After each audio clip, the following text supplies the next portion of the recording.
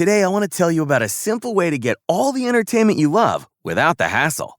DirecTV Stream brings your live TV and on-demand favorites together like never before, which means you can watch your favorite sports, movies, and shows all in one place.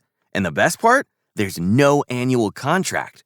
So stop waiting and get your TV together with DirecTV Stream. You can learn more at directtv.com. That's directtv.com. Compatible device required. Content varies by package. All in one app. Now back to Softy and Dick on your home for the Huskies and the Kraken. Seattle Sports Radio 950, KJR. All right, Mariners back at it tonight against the New York Yankees. Every time I see the Mariners playing the Yankees, I think of our friend John Sterling, the longtime voice of Yankee baseball, who somebody told me it may have been Nelly is like 80 already. He's been around for a long time. John Sterling at one point in time was married to an ex-KJR producer, swear to God, named Jennifer Contreras. They got divorced a while back, but there's a little tie-in between the voice of the New York Yankees, who have won their 87th World Series this week. John Sterling in town to call the series with the Mariners and Yankees tonight at T-Mobile Park. Former Yankee Justice Sheffield versus Jamison Taillon for the Yanks. Yusei Kikuchi will go tomorrow. Logan Gilbert will go on Thursday. We'll get a hold of Mike Curto, the voice of the Rainiers, hopefully in a matter of minutes here. But I was going to save this for later in a non-guest segment. And when Mike comes on, we can just move ahead. But Shockey and Furness, we're talking today about the biggest story with Crawford and Bishop on their Mollywop Monday, or whatever the hell it's called, that they do on Monday, but now is it Tuesday, so they did it today. The biggest story of the year for the Mariners so far, and I guess that would mean the biggest positive story of the year. And to me, it's I think between three guys, Kikuchi, Chris Flexen, and J.P. Crawford. One of those three guys. I mean, Kikuchi is an all-star. This is a guy who I don't know if a lot of people over the offseason would have bought that Yusei Kikuchi was going to be an all-star after the way things began for him in the first year and a half as a Mariner. So we'll talk about that coming up on the radio show. But joining us right now on the air, the voice of Rainiers baseball. He's the PCL broadcaster of the week. Our friend Mike Curto joining us on the Beacon Plumbing Hotline. How are you, man? It's just an honor to be the PCL broadcaster of the week, man. Yeah. Great. How many of those is that? Like 50, 60 now you got on your plaques or whatever? Well, yeah, they just traded off. You know, each guy gets it. You know, there's 10 teams in the league now, so you get it every 10 weeks. Yeah, well, I would just say this, that we love having you do the Rainier games, but when you got the shot a while back to do some Mariner baseball, I thought you were phenomenal, and I would love to see you get that chance again down the road. But you're watching a guy every day in Tacoma who may be back up here in Seattle very soon, and Jared Kelenic. And listen, I mean, you know, obviously what was going on up here with the 0 for 39, the way he was struggling. You've seen every at-bat of his in the last month or so.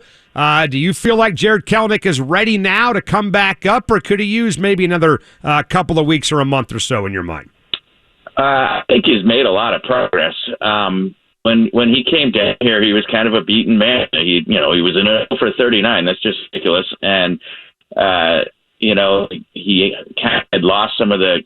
I don't know. He's a cocky player, and it's okay. He's cocky in a good way, but he was sort of angry, cocky when he came down. You know, breaking bat and stuff when he popped up and things like that. And he seems to be over that now, and seems to be channeling his drive in a better direction. Yeah. And he's starting to hit the ball hard with more consistency in recent games. And yet yesterday it all came together. He went 4 for 5 with 3 absolute line drives and a couple of long doubles in there.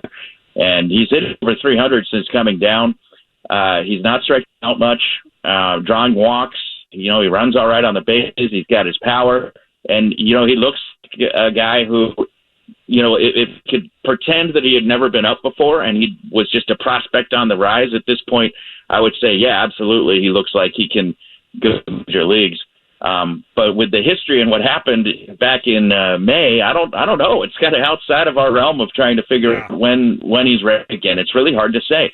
So I don't really know the answer to your question, but he's definitely hot right now, and he's going to go to the Futures game this weekend, MLB All-Star Futures So I don't think anything's going to happen with him getting called up this week. But it's pretty reasonable to think that he could be back in the big leagues after the All-Star break. Well, Mike Curto again with us. Go back to when you say he's cocky, and we've heard that from other folks as well. I think sometimes people confuse that with arrogance, and they think the guy's just an a-hole. What's he like? No. What kind of guy is he like? He's a really nice guy. He's not arrogant like that at all. He's just cocky on the field of play, right? Like he thinks he should be dominating in every instance in which he's on the field, and that's that's a good type of cockiness, in my opinion. Anyway, when you actually talk to him off the field, he's not like that at all. He's just a perfectly normal, nice guy that I think anyone would enjoy talking to him. So it's just on the field. When you talked to him when he came down and you said he was not in a good place mentally, and I don't blame the guy. Here the guy is getting called up, Mike, and thinking he's going to start a long 15-year career in the major leagues, and the minor leagues are in the rearview mirror, and here they are coming back again. So I don't blame him for being shell-shocked a little bit, but did he not agree with him getting sent down? Did he admit that it was the best thing for him to go to Tacoma? Was he accepting of that demotion, you think? I think he was accepting of it. I didn't talk to him right. The protocols and all that, but I mean, he's not unreasonable. He knows that he was hitting under 100, and in the huge slump. So it may have been a relief to him, but obviously wasn't happy about it. Who would be? But it didn't go well. The time in the big leagues didn't go well, and he needed to reset and readjust. And I think he's done that. Well, Mike Curto, again, the voice of the Rainiers with us on the air, and it's not just Jared Kelenic, obviously, in this system. It's Emerson Hancock, it's George Kirby, it's Julio Rodriguez, and it's Cal Raleigh. And honestly, man, catchers kind of feel like dinosaurs now. If you can find a decent catcher, you have something real unique in baseball. I saw where Mike Zunino was just named an all-star, for God's sakes, for the Tampa Bay Rays. So go ahead and add insult to injury there. I mean, Luis Torrens is playing well, but he may not be the long-term answer. What about Cal Raleigh? What are you seeing from this kid? I'm a fan. I like Cal as a player. He's hit here and hit for power. He's a big guy, big catcher. He's like 6'3". A lot of catchers are a little shorter for the, they think it's better for the mobility and all that, but not Cal. Cal's a big guy behind the plate. He is offensively, he's very good. He's hit for average and does not strike out that much for a power hitter. He's hit a ton of doubles here. He's second in our league in doubles, 20 doubles in 41 games, also with 8 home runs. And his OPS is almost 1,000. Great. Hitters from both sides. This year he's been better as a right-hand hitter than a left-hand hitter, but I went and looked at his career, and if that's been true throughout his career, it's always been pretty even. So Well, Mike Curto, you know what? We were playing with fire the entire time, and there it is, and he just dropped. Yeah, that was bound to happen. So, listen, let's do this. Let's just say goodbye to Mike. His cell phone was not sounding that great, obviously. Anybody who's got one functioning ear canal could figure that out. So, we hope he's okay, by the way, but we knew it. That was kind of like the fuse, man. The fuse was lit about 6 minutes ago, the world's longest fuse, and finally, boom, it just went out. So, big thanks to Mike for joining us on the radio show. And I was going to ask Mike before his phone crapped out there what it's been like for him to have those crowds back. And here's a guy that couldn't even call a game because the Rainiers weren't even playing, for God's sakes. And now they got these big, giant crowds down there at Cheney Stadium watching the Rainiers play. I would love at some point to get down there and take in a game. I know Dick was there over the weekend watching the fireworks show with his family. The crowds look freaking awesome.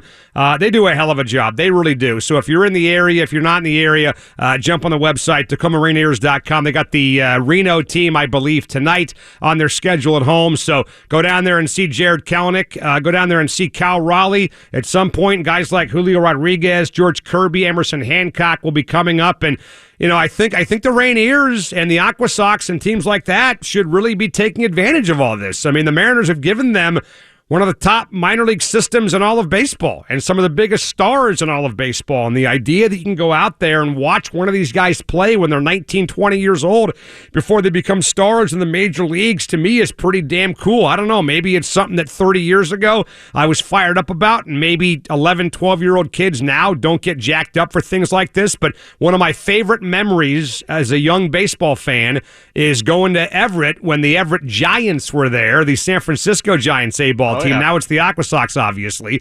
And they played a team from Bellingham. That team was the Bellingham Mariners, and they featured a guy named Ken Griffey Jr.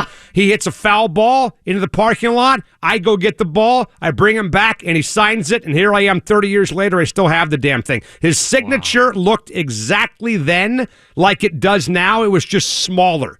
Okay? So the fact that I've got a Ken Griffey Jr. autographed baseball from his minor league days when he was 17 years old, heck, you could go get one now from Jared Kelenic. Go get one from Julio Rodriguez when he gets called up to Tacoma. He's in Modesto now.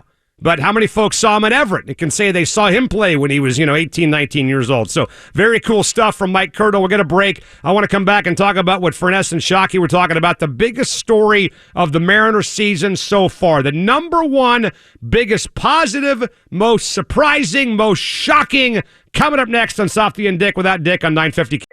Hey, this looks cool. Workouts while you work in. Free trial. Sure, I'll click here. My birth date for a matching playlist. That's fun. It's easy to be unsafe online. My mother's maiden name for a water bottle? Sweet. Now it's easy to help protect yourself. Norton 360 with LifeLock gives you device security, a VPN for online privacy, and identity theft protection, all in one.